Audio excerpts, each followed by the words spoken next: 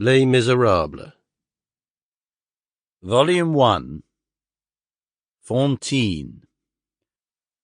Book 2nd. The Fall. By Victor Hugo. Narrated by Peter Silverleaf. Chapter 1. The Evening of a Day of Walking. Early in the month of October 1815, about an hour before sunset, a man who was travelling on foot entered the little town of D. The few inhabitants who were at their windows or on their thresholds at the moment stared at this traveller with a sort of uneasiness.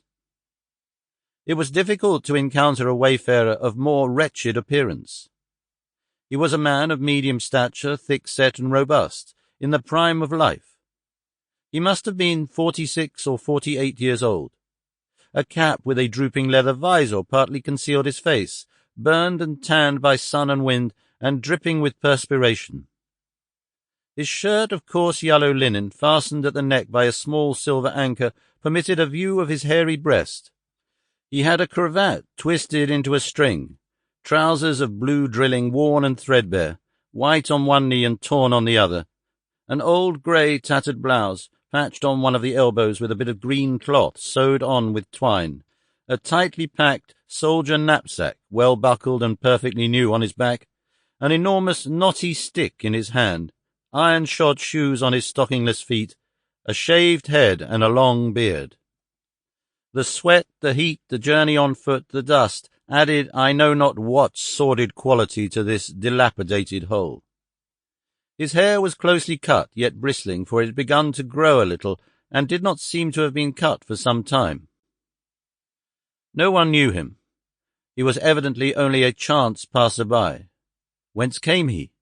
From the south? From the seashore, perhaps? For he made his entrance into D by the same street which, 7 months previously, had witnessed the passage of the Emperor Napoleon on his way from Cannes to Paris. This man must have been walking all day.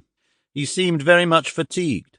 Some women of the ancient market town, which is situated below the city, had seen him pause beneath the trees of the Boulevard Gassendi, and drink at the fountain which stands at the end of the promenade.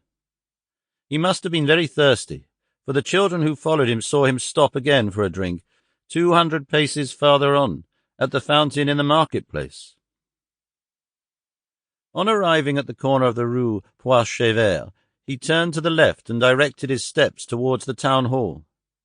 He entered, then came out a quarter of an hour later. A gendarme... Sample complete.